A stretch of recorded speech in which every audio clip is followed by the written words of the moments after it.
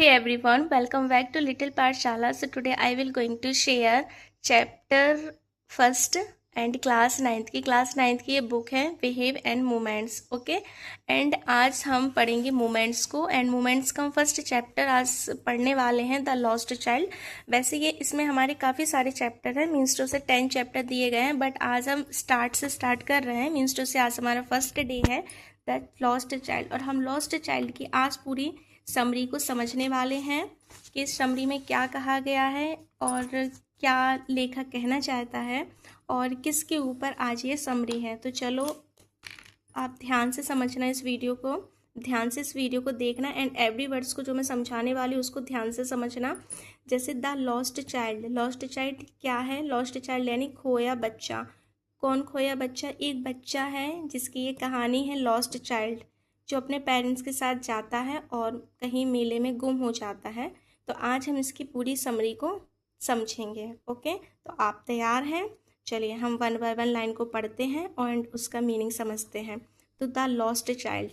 A child goes to a fair with his friends. Parents, जो child है वह जाता है, फेयर यानी मेले में जाता है. फेयर यानी क्या होता है? हमारा मेला होता है, मेले में जाता है किसके साथ? पेरेंट्स के साथ. He is happy and excited. वह बहुत ज़्यादा हैप्पी था एंड एक्साइटेड था. And wants to sweet and toys. और वह क्या चाहता था? कि मुझे मिठाई मिले, टॉयस मिले, डिस्प्लेड देयर, ऐसा वह सोच रहा था. What his parents don't Y. But उसके पेरेंट्स क्या करते थे? हमेशा उसको डोंट वाई मना कर देते. देम फॉर हिम, उसको, है ना. Why them does he refuse when someone else offer them to him. Okay, फिर वह कैसा फील करता है वो सारी चीज़ें हमको समझनी है. चलो स्टार्ट होती है हमारी स्टोरी यहाँ से. Lost child. Okay, it was the festival of spring यानी वसंत का मौसम था. From the wintry shades of narrow lands and एले इमर्स्ड गेली क्लेड ह्यूमनिटी. तो जो बारिश वसंत का मौसम था, थोड़ी थोड़ी शेड्स, मतलब समझ रहे हो ना, विंटरी शेड्स, जैसे कि बर्फ़ जैसा ऐसा था. एंड शेड थोड़ा छाया जैसा था. नैरो लेन एंड अले इमर्केट गेली क्लेड ह्यूमनिटी. ओके, और ये लोग जा रहे थे वसंत के मौसम में, और थोड़ी सी गलियाँ टाइप की थी, और ऐसे ही देखो सब लोग ऐसे जा रहे थे. ओके, सम वॉकड सम रॉक. कुछ लोग कैसे जा रहे थे? सम वॉकड, कुछ लोग पैदल चलकर जा रहे थे. सम रोड ऑन हॉर्स, कुछ घोड़े की सवारी कर कर जा रहे थे. Other set being carried in bamboo and bullock cart. तो कुछ लोग बैम्बो एंड बुलक कार्ट्स का मतलब होता है बैलगाड़ी. Okay, one little boy rain between his father's leg. और एक बच्चा भाग रहा था बीच में, हिज फादर लेग्स, जैसे फादर के पीछे पीछे ऐसे बीच में ऐसे चल रहा था. Brimming over with life and laughter. और हंसी खुशी वो लोग जा रहे थे. कौन जा रहा था? लिटिल बॉय, और बिटवीन इज फादर उसके. तो हंसी खुशी वो लोग कहाँ जा रहे थे? फेयर यानी मेले में जा रहे थे, क्योंकि एक ही बच्चे की कहानी है. तो फादर कहते हैं कम चाइल्ड कम, आओ जल्दी आओ. बच्चे को बोलते हैं come child come. Called his parents, उसके पेरेंट्स उससे कहते हैं come child come. As he hugged behind fascinated by the toys in the shop. और फैसिनेटेड का मतलब होता है जैसे वह शॉप को देखकर फैसिनेटेड नहीं हो जाते, थोड़ा सा देख के हम आश्चर्यचकित हो जाते हैं और हमारी लालसा होती है कि हम उस चीज़ को खरीद लें, है ना. That lint the way he hurried towards his parents, his feet obedient to their call, his eyes still lingering on the regarding toys. जैसे ही वो बच्चा अपने पेरेंट्स से किसी चीज़ की डिमांड करता है, उसके पेरेंट्स उसको मतलब ऐसे थोड़ा सा देखते हैं, आइज स्टिल, है ना, एंड रिगार्डिंग टॉयज. वो बच्चा फिर से टॉयज को मांगता है, बट कहीं ना कहीं उसके फादर उसको मना कर देते हैं.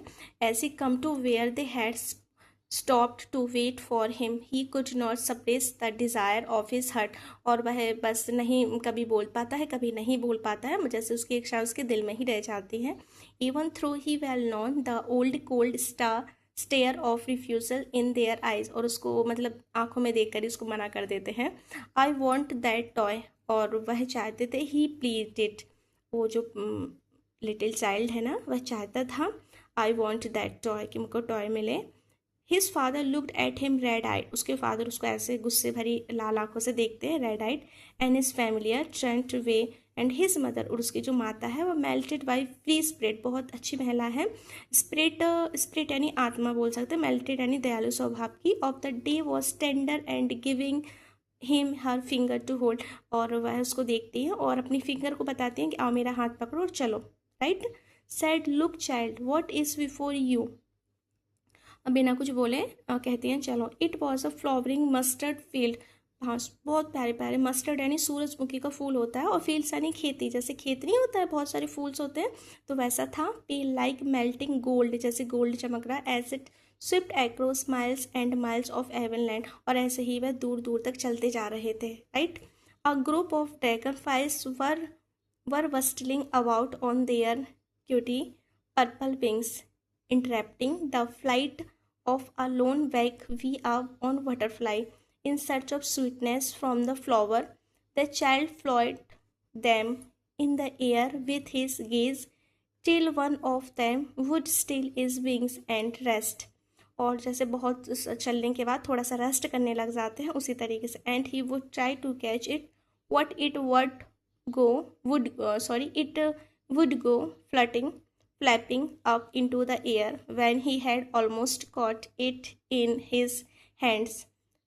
Then his mother gave a cautionary call. Come child come, जैसे वह चलता जाता है ना और कहीं उसको लगता है तो वो उसकी मदर कहती है कॉटोनरी कॉल, जल्दी आओ जल्दी आओ। कम ऑन द फुटपाथ, मतलब ऐसे चले आ रहे थे वो लोग, फुटपाथ यानी नंगे पैर रास्ते पर, ठीक है। He ran toward his parents glee and walked abreast of them for a while, being however soon left behind, attracted by the little insects and worms along the footpath, and were teeming out from their hiding places to enjoy and sunshine. Okay, अब बड़ी enjoy करते करते बोलो चले जाते। कम child कम, जल्दी आओ। कौन बोलता है? पेरेंट्स बोलते हैं। Called from the shade of a grove where they had seated themselves on the edge of well, तो he ran towards them. Okay, चलो हमारा चैप्टर यहाँ अभी हमने पार्ट 1 कंप्लीट कर लिया है। इसके बाद हम नेक्स्ट पार्ट में पूरी समरी को समझेंगे। और ये स्टोरी अच्छी लगी हो तो please like comment share and subscribe ज़रूर कीजिएगा। बाकी हम इसकी आगे वाला जो हमारा पार्ट है ना उसकी समरी हम पढ़ेंगे next day. Okay, bye bye.